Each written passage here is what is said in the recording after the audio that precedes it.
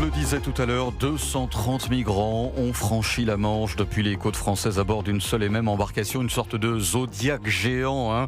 Dans la nuit de dimanche à lundi, 232 migrants, dont une vingtaine d'enfants.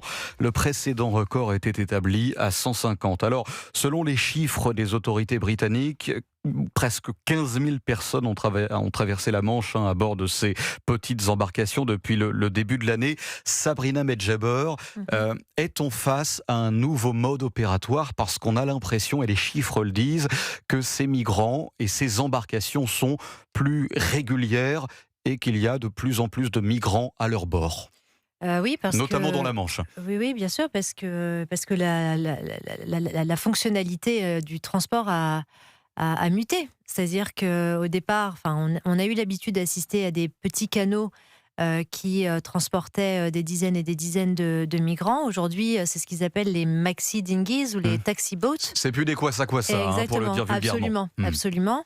Et donc ça signe une volonté farouche de faire passer un maximum de migrants sur le territoire de la Grande-Bretagne, et donc ensuite potentiellement une arrivée in fine en France. Je rappelle que la France a signé un traité en 2025 avec la Grande-Bretagne, où la Grande-Bretagne s'engageait à rétribuer financièrement la France si la France prenait en charge les migrants. Donc c'est une autre facette de finalement ce business politique, de ce ressort politique qu'utilisent certaines ONG, certains partis politiques et également des gangs ou des mafias situés dans ces pays-là pour acheminer un maximum de personnes de manière illégale et dans un danger extrême. Là, par exemple, on parlait précédemment de Ceuta, il y a presque 150 morts.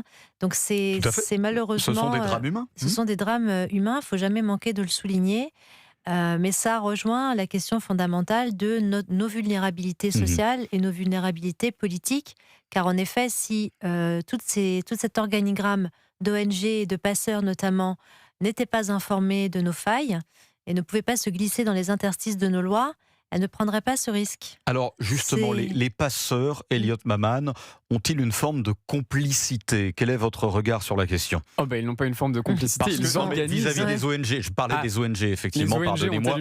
Les ONG ont-elles une forme de complicité ? Les passeurs, évidemment, ça va sans dire, pardonnez-moi, j'enfonce une porte ouverte, mais les ONG alors, parce que les ONG, on le sait, elles accueillent, elles ont tout à fait le droit de le faire, les migrants entre deux feux, et c'est vrai que régulièrement, et on le voit, ça a été documenté, les ONG fournissent à ces migrants une feuille de route sur laquelle on peut leur expliquer comment répondre sur des questions concernant leur récit. Et alors évidemment, tout ça est intraçable. Y a-t-il une complicité, Elliot Maman, des ONG dans cette histoire ? Il y a eu une documentation à plusieurs reprises de liens assez impressionnants entre des organisations de passeurs, évidemment illégales, et des ONG. Évidemment que le rôle des ONG, lorsqu'il s'agit d'aller sauver des migrants qui sont échoués en mer, est absolument indispensable. Ça, personne ne va le nier. En revanche, lorsqu'il s'agit parfois d'encourager les flux, d'avoir des formes de complaisance aussi, vous savez, il y a eu une polémique il y a quelques semaines à Paris sur un centre d'accueil pour migrants géré par une ONG où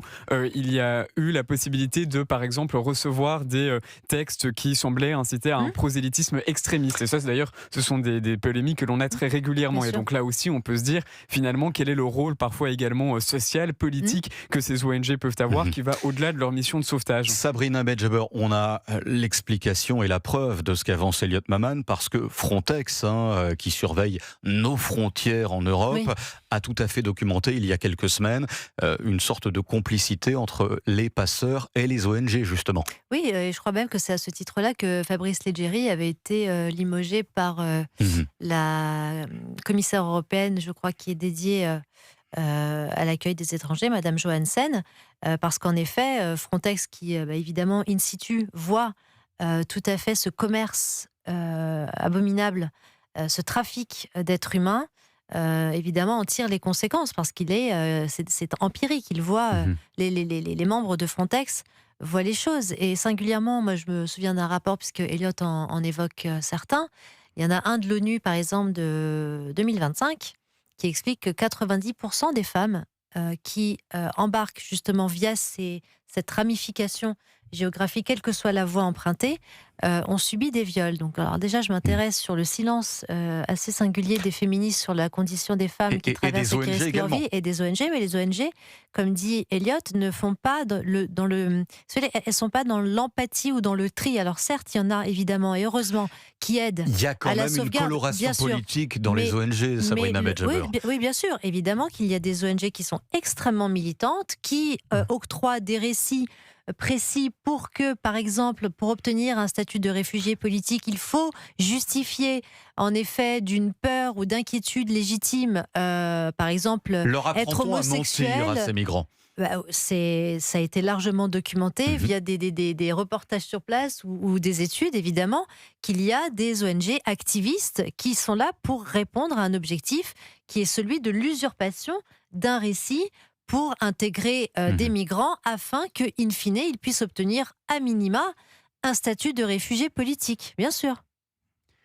Alors, on sait que ces ONG fonctionnent grâce en partie à des dons privés de la part de mécènes, mais surtout grâce à des fonds publics de la part soit des pays, soit de l'Union européenne. Faut-il, Sabrina Medjeber, Elliot Maman, revoir un peu ces conditions d'attribution de subventions à ces ONG? Évidemment qu'on comprend que la question se pose sur absolument tous les aspects de ce qui alimente ces flux migratoires, mais d'ailleurs ce qui est intéressant, c'est que sur ce cas spécifique de ce qui se passe entre la France et l'Angleterre dans la Manche, il y a eu un certain nombre de réussites quand même ces derniers mois. Oui. Par exemple, nous sommes donc en août 2026, le nombre de migrants qui ont franchi la Manche est baissé de 50%. Ça, c'est important de le dire. Août 2025. C'est important de le dire. Donc ça veut dire qu'il y a des choses qui ont fonctionné. Mais c'est pas pour ça que le problème n'existe plus, Elliot Maman. Non, ce n'est pas pour ça qu'il n'existe plus, mais en revanche, on peut voir ce qui a été fait. Il y a eu un renforcement des contrôles sur les lieux de départ, et donc ça, c'est aussi une redirection de l'argent public qui est important, et il y a eu